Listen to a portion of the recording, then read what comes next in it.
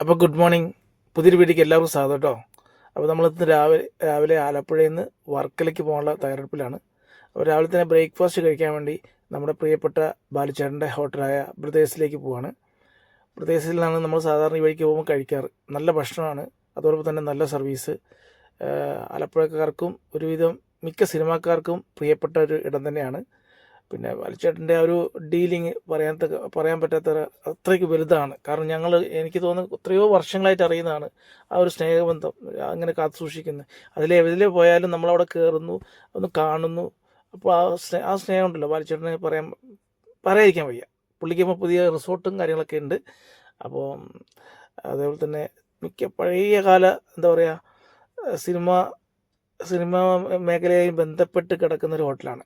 ഒരുപാട് ഹിറ്റുകൾ ഇവിടെ വെച്ച് സ്ക്രിപ്റ്റ് എഴുതിയ സിനിമകൾ ഉണ്ടായിട്ടുണ്ട് ഇവിടെ.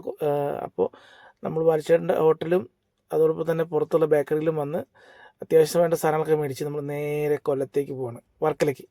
ഇത് നമ്മൾ പോകുന്ന വഴിക്ക് കാപ്പിൽ ബീച്ച് വഴിയാണ് പോകാമെന്ന് വെച്ചു. കാരണം നല്ലൊരു തീരദേശ റോഡ് മാത്രമല്ല, വളരെ ഇത്രയും ബ്യൂട്ടിഫുൾ ആയ ഒരു വ്യൂ ഉള്ള റോഡില്ല. കാരണം സാധാരണ ഇത് ഓൾറെഡി സ്കിപ്പ് ചെയ്താൽ പോകാറ്. കാരണം എല്ലാവരും ഹൈവേ വഴി പോയിട്ട് പാരിപ്പള്ളിയിൽ നിന്ന് നമ്മൾ അകത്തേക്ക് തിരിഞ്ഞാൽ പോകാറ്. അപ്പോൾ ഇപ്രാവശ്യം കൊല്ലത്ത് നിന്ന് നമ്മൾ വിചാരിച്ചു കാപ്പിൽ ബീച്ച് വഴി പോകാമെന്ന്. അപ്പോൾ ഇതാണ് കാപ്പിൽ ബീച്ച്. അപ്പോൾ ഇതിൽ പോകാത്തവരുണ്ടെങ്കിൽ ഒരു പ്രാവശ്യമെങ്കിലും മസ്റ്റായിട്ട് ഇതിൽ ഡ്രൈവ് ചെയ്ത് പോകേണ്ടതാണ്. നല്ല ഒരുപാട് കാഴ്ചകൾ കണ്ട് നമുക്ക് പോകാൻ പറ്റുന്നൊരു റൂട്ടാണ് വർക്കലയ്ക്ക്. അതോടൊപ്പം തന്നെ വളരെ തിരക്കില്ല. വലിയ എന്താ പറയുക, ഈവനിങ് സമയത്തൊക്കെ ഒരുപാട് ആൾക്കാർ വരുന്നുണ്ട്, ടൂറിസ്റ്റുകൾ ഇഷ്ടംപോലെ വരും. അതല്ലാതെ ഈ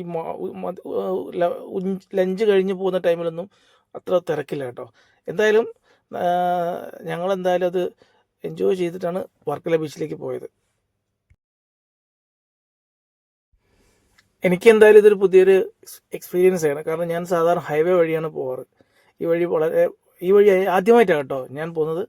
അപ്പോൾ അതുകൊണ്ട് തന്നെ ഈ വഴി പ്രത്യേകം മനസ്സിലാക്കാൻ വേണ്ടിയും അതോടൊപ്പം തന്നെ ഈ വഴിയിലുള്ള ഹിഡൻ സ്പോട്ട്സ്, അതായത് നല്ല മനോഹരമായ കുറച്ച് സ്പോട്ടുകളുണ്ട്. അവിടെയൊക്കെ വലിയ ക്രൗഡില്ല, നമുക്കവിടെ പോയി ഫോട്ടോ എടുക്കാം, വീഡിയോ എടുക്കാം.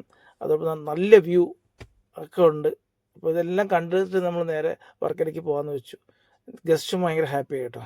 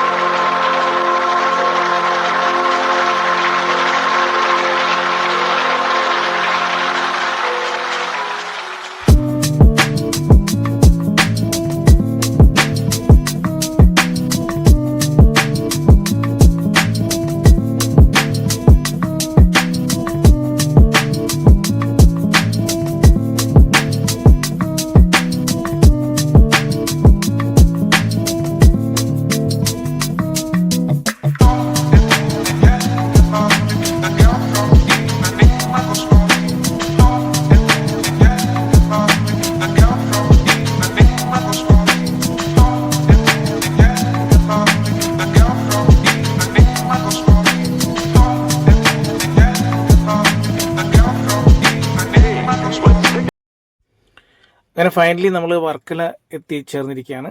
വർക്കല റെയിൽവേ സ്റ്റേഷൻ്റെ സമീപത്തൂടെ യാത്ര ചെയ്ത് നമ്മളവിടെ സ്റ്റേ ചെയ്യുന്നൊരു ഹോം സ്റ്റേയിലാണ് കേട്ടോ. അപ്പോൾ നമ്മുടെ സുഹൃത്തിൻ്റെ ഹോം സ്റ്റേ ആണ്. സാധാ ബീച്ചിനോട് ചേർന്ന് തന്നെയാണ്, വാക്കബിൾ ഡിസ്റ്റൻസേ ഉള്ളൂ.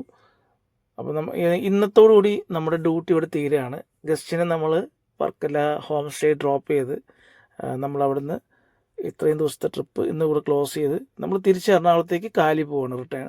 ഇവിടുന്ന് ഗസ്റ്റ്